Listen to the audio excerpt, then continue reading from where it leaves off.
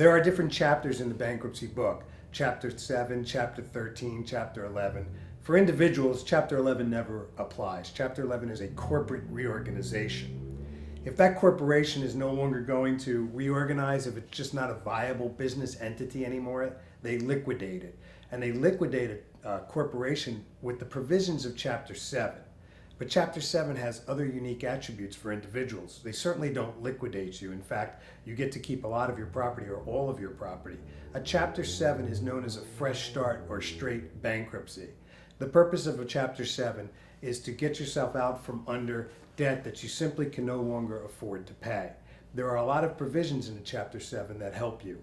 When I represent someone in a Chapter 7, what I need to do is get a lot of information. So we have worksheets and we have a document production checklist that I give to you. It's very straightforward. In fact, I tell you, and I'll tell my clients, if you hesitate on answering any question for 20 seconds because you can't figure it out, move on. When we talk, I'll get you through it, okay?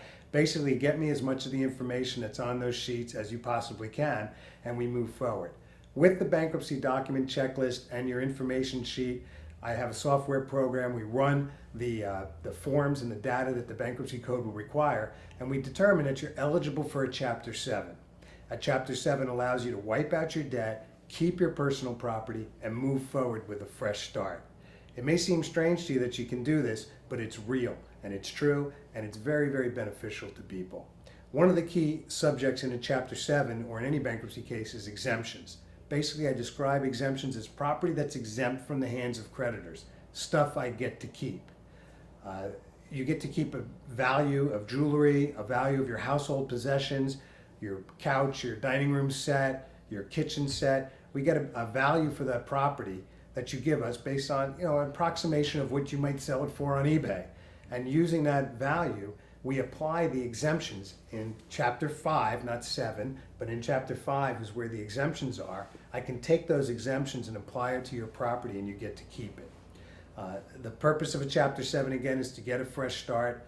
We put together all your documentation, file the bankruptcy, and when you come out on the other end, you get to keep your property, or most of your property in some instances, and move forward with a fresh start. As far as what you can and can't keep, that's very detailed, it's very case specific. I'll talk to you about that during our consultation, and we can nail those issues down. So if you think a Chapter 7 is beneficial to you, give me a call and we'll talk about it in more detail.